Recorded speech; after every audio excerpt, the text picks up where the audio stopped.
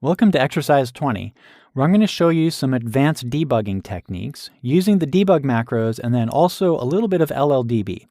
The code I'm going to be going with is going to be from exercise 18, where we had the function pointers, because I have a broken version from the end of that exercise video, and I'm going to use LLDB to find out what's going on. And then I also have a version of it, or I'm going to make a version of it, that's going to have an off by one error. I'm going to try and make a bug, and then we'll see if we can find it. Okay, so the first demonstration is what I'm going to do is I have this code, and I haven't really looked at it much, from exercise 18, from when we ended it and we added like a whole bunch of errors. So what I'm going to try to do is I'm going to try to debug it as if I just, had this bug. And keep in mind that I actually don't quite know what I did, although, I did do it. It was a few days ago. So what I've got is I have it here. Now, before I launch LLDB, let me just do this. So I'm going to just do, first I'm going to rm ex20, and then I'm going to make ex20 again to make sure it compiles. And I'm working with the actual one that I've changed. That's your first thing. Now I'm going to run ex20 and just give it some random numbers. Okay, so we come to a bug of some kind. For whatever reason, we get these bus errors.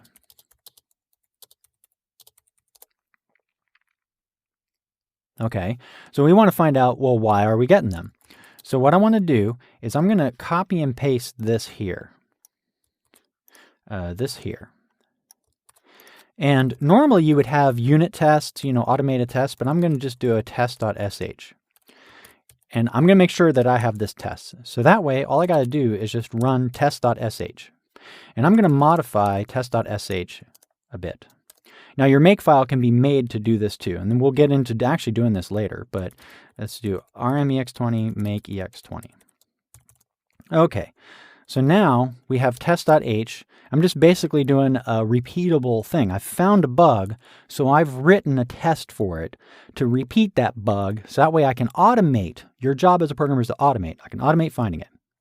Okay, so now I'm going to do LLDB ex20, and then I'm going to run it with this same set of numbers that I have here. And just kind of, here we go. Just like that. Oh, right. So what we have is it stops at that line of code. So I'm showing you how to do it with the debugger, and then I'm going to show you how to do it with the debug.h. Because you've been using the debugger, so you're a little more familiar with it than you are with debug.h. So this will help you out. All right, so now I want to do that thread backtrace thing.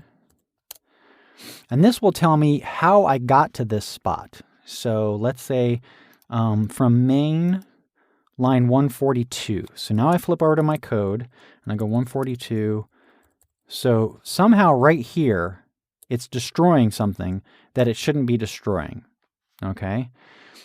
So we go and we look and okay, I have no idea what's going on. I actually do, but I'm going to pretend like I have no idea what's going on. All right. So that means something about destroy is getting something weird. So, okay, so let's go look at destroy. So destroy takes a compare function and some data, and then I go through this. And so analyzing this, I can see, oh, I have this weird line of code here that's causing this to explode.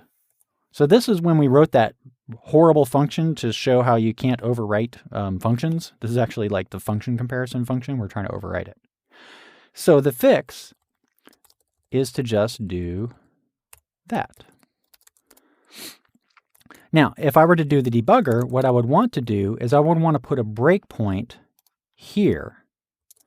So I would do break destroy. Okay. Oh, sorry. Break. Let's actually do it. ex20.c line 94. Oh, that's right. It's break set, and I think we can give them names. So it's just destroy. There we go. Okay, let me look at the reference real quick. Oh, I really hate LLDB. There's no reason for them to change it. Name, dash name. There we go. Okay, so now let's rerun it. And I'll reiterate, I actually don't know LLDB. I should sit down and learn a little bit, but I don't use it that much. To be honest, I don't use debuggers very much. There's a few instances that I mentioned in the book, but other than that, I don't really use it that much. Okay, so now we go next. Now we're on that line, next. Now we're on this line, next. Okay, so now we're right here. So now I can do print I. Okay, so I is at 0, and I can do print data I. Okay, and that's going to be there. So then I'm basically assigning it, so I can do next. And that's when we get the bad access. And so that's how you use a debugger to sort of figure out what's going on in a program. Okay, now this code is purposefully really, really bad. This is one that I wrote to show you how you can destroy something. So I'm doing a debugging session on it to do that. But how would I use debug.h instead of the debugger, and what's its advantages? Okay, so first thing I'm going to do is I'm going to fix this up. I have the debug.h file in my little directory here. And I'm going to do test. Okay, still have the bus error. So now what I got to do, and I would use LLDB to find out where it's dying. So it seems to be dying here, right? So then I would do debug calling destroy. All right. Okay, and I see my debug message right there, calling destroy, and then it blows up after that. So then what I do is I go into destroy, or actually what I might do is I go calling destroy with %p. Sorted order. All right, so then run my test again. Okay, so now I'm going to go into destroy from there, and let's see, I get to here and I go, okay. Now at this point I would go, oh wait, why am I doing this stupid cast? But then I would say debug data is %d, %p data. And what I might also do is I might say %s. Notice I don't have to do \n. The debug just assumes that that's what you want.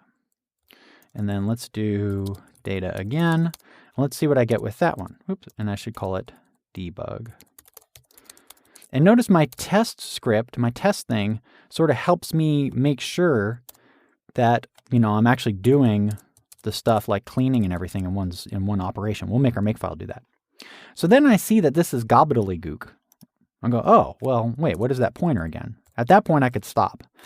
I go, oh, this pointer is really weird. So again, I found one more thing. But notice what I get. I get a trace of this called and what I called it with, and then this called and what I called it with. And I've gone through and I've analyzed each line. So I can just keep rerunning this. Okay, so that seemed to work. Do I reach this point? Debug assign %d to data at %d, and this is going to be I at I. All right, rerun. Assigning 0 to data at that. Okay. And I only see 1, so that means it looped through. But then what I would do is I come down here and go debug exited loop data now %s data, and run it again.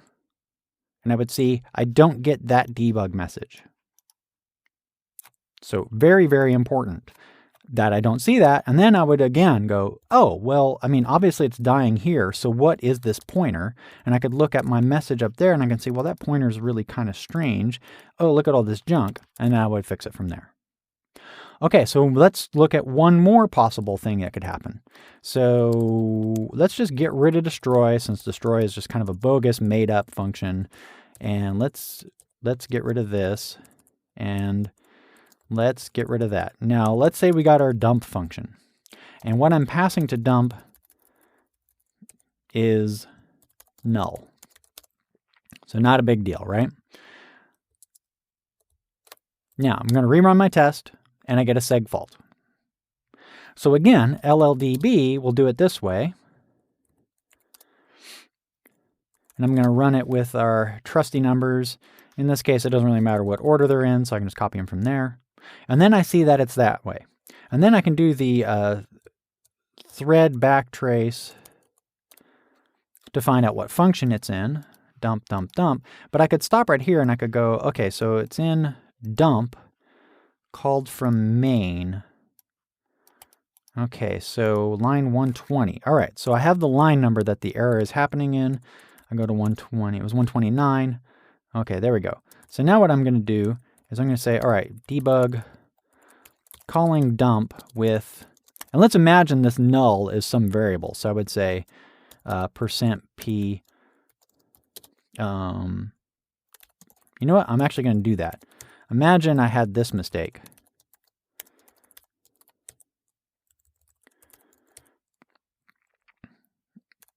Let's do it this way. See how I freed numbers up there? Yeah, this is what we'll do. Numbers. This happens a lot. You free it and then you set it to null and then you try to use it later. Yeah, there we go. Calling dump with %p.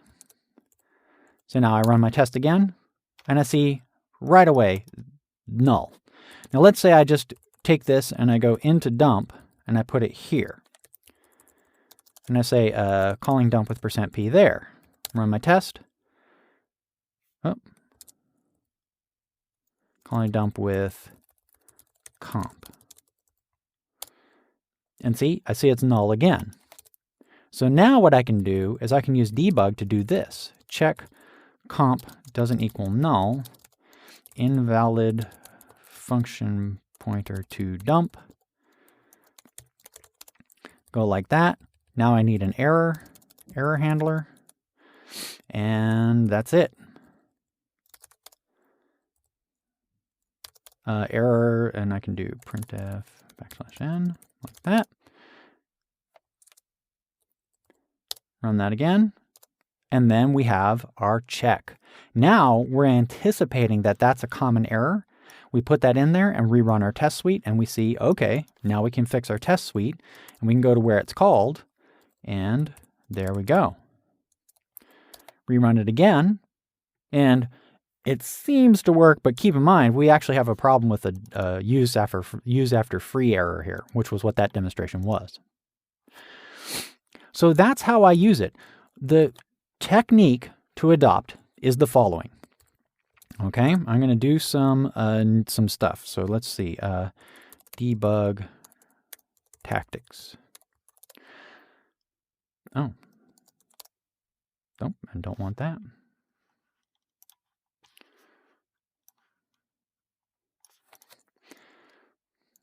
So, debug tactics. Rule number 1, you can't debug code by just looking at it.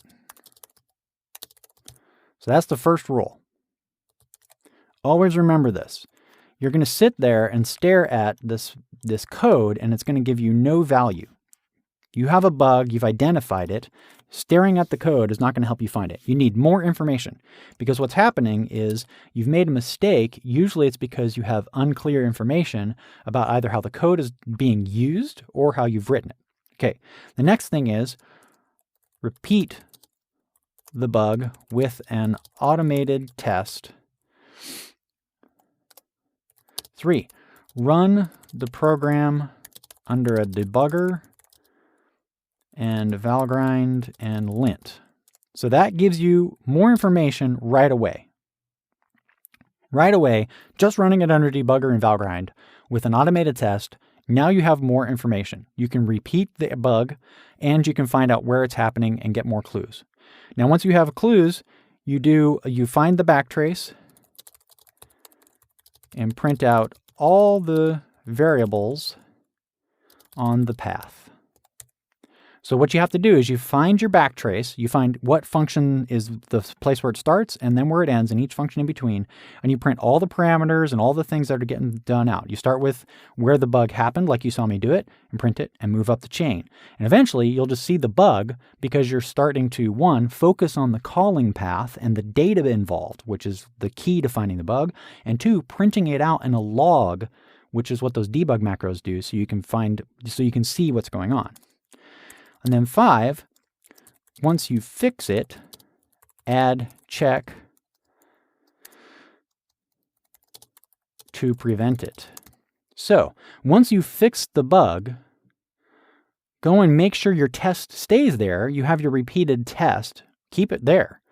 But go in and add a check macro so that way it fails. You anticipate the bug, and then you go in and you have the test. Instead of the test assuming it works, the test changes to assuming it should fail, and you fail reliably. So that's my general overall pattern for sort of debugging these things.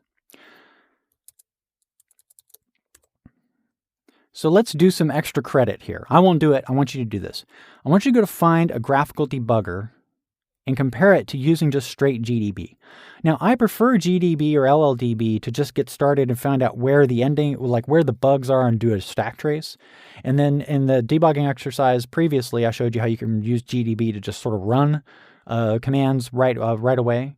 But you also want to check out Valgrind and all the other ones. But if you're having trouble using those from the command line, it's useful because one huge advantage of GDB is you can log on to servers and connect to processes that are dying. So that's very useful. Try using a graphical debugger. There's a few. There's one called DDD. Let me see if I can pull it up really quick.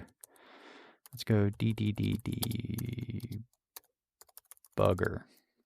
I have not used this in a very long time, but see what you can do with it. It basically runs GDB in a nice graphical environment. Actually, it runs almost any debugger. I remember it ran just the weirdest debuggers. Try that out. Go find some IDEs. Maybe there's some IDEs to play with. I know I say don't use an IDE, but they have graphical debuggers capabilities, so go check them out. But always remember, this process, the key to debugging software, is to gather more information and be able to repeatedly make the bug happen. A debugger actually makes it harder to gather more information because you don't see a log of everything that's happening while the program runs. But print statements are a nice log, so you see the chain of events and history, and that gives you better clues. But it also, though, makes it easier to just sort of walk through the chain of calls in a stack trace and see what's going on. So mix it up, use what you have, but try to get really good at using, just basically print statements. All right, you can enable core dumps on your OS. Sometimes they aren't. So go read about how you do a core file. A core file is like when the program dies, you get sort of a dump of the state of the program. And then you can change the exercise. Oh, there's a mistake. I say 31, but it's not 31. The exercise 20 or any code you want. And then you can see how the core files work. So try that out. That's the end of lecture 20. I'll see you at 21.